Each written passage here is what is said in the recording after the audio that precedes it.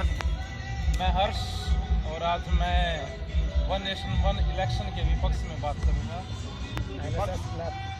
One nation one election पे अपने विचार प्रस्तुत करने के लिए क्या तो मैं पॉइंट्स में बोलूँगी एक एक करके। पहला तो यही है कि देखो पैसा तो सेम ही खर्च होना है, चाहे तुम अलग अलग में करा लो चाहे तुम एक बार में करा लो। आबादी उतनी ही है, 144 करोड़ भारत की आबादी है, वो उतनी टूट टूट के वोट करेगी, वो उतनी एक बार में वोट करेगी। तो इससे बेटर है कि एक बार में वोट करके झंझट ही खत्म करो, क्योंकि गवर्नमेंट के पास और भी बहुत काम होते हैं। रेप केसेस, एक्सीडेंट केसेस और मर्डर केसेस, इतने गुना उन पे भी ध्यान देने के लिए। अब इलेक्शन अलग अलग टाइम पे होते हैं, तो क्या गवर्नमेंट क्या करती है कि उनको दबा देती है। बहुत से ऐसे केसेस हैं तो दब जाते हैं इसके नीचे, वो फिर आगे नहीं आ पाते, क्योंकि इलेक्शन ऊपर होता है। बस इतना।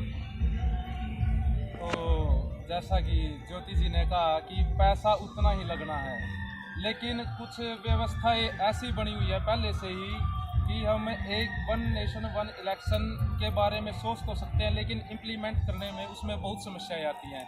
हमारा देश बहुत बड़ा है, इसमें जनसंख्या बहुत बड़ी है।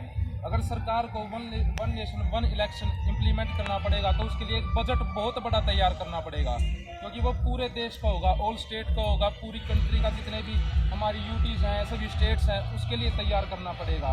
और जो मैनेजमेंट इसको मैनेज करती है उसको ही बड़े लेवल पे पहले ट्रेनिंग भी दी जाती है, लेकिन ट्रेनिंग उसमें अच्छे से हो नहीं पाएगी। लोकसभा के इलेक्शन होते हैं, लोकसभा के लिए अलग से सबको ट्रेनिंग दी जाती है, विधानसभा के होते हैं, विधानसभा के लिए अलग से दी जाती है। तो मेरे हिसाब से जैसे कह रहे हैं कि पैसा लगेगा, पैसा लगता है, पैसा उतना ही लगना है, लेकिन कुछ व्यवस्थाएं हैं जो वन नेशन वन इलेक्शन के अकॉर्डिंग अच्छे से काम नहीं कर पाएंगी।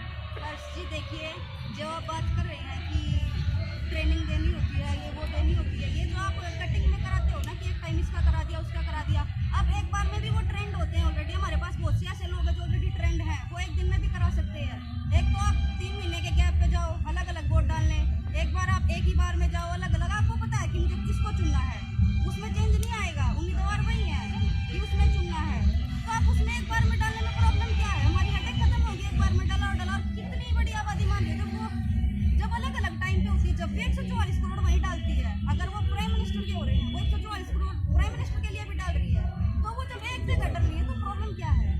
मेन ये है कि हर साल पुराने कर्मचारी वहाँ पर रहते नहीं हैं।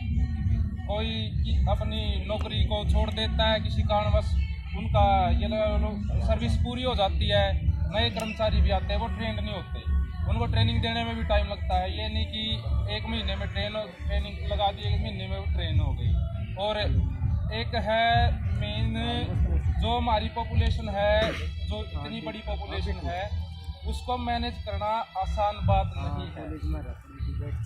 अलग अलग इलेक्शन में जैसे जाएंगे, हमारी गवर्नमेंट जो हमारी जैसे राज्य सरकारें बनी हुई हैं, पहले से हमारा संविधान बहुत बड़ा है। ये नहीं कि हमारा संविधान एक ही आदमी ने बनाया या फिर एक ही जगह से हमारा संविधान बना, अलग अलग देशों से विभिन्न सोर्सेज, जो डिफरेंट सोर्सेज है वो लेके आए हैं, और उसको बनाने में बहुत साल का समय, बहुत पैसा और ये लगाओ, बहुत मेहनत और